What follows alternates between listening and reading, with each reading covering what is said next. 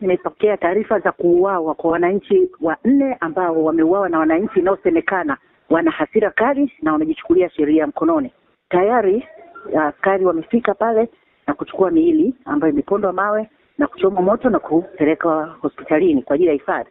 Jeshi la polisi mkoa wa Shinyanga tunasikitika sana kwa kitendo hiki kilichotokea, kwa sababu kila mtu ana haki ya kuishi, lakini hakuna mtu ambaye yuko juu ya sheria, na ndio maana kuna mahakama.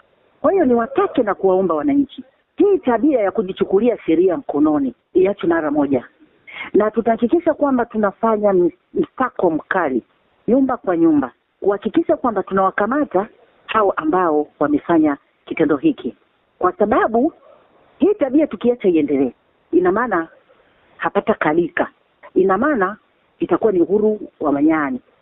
Sasa hii sio sawa. Kama mtu ni mkosaji,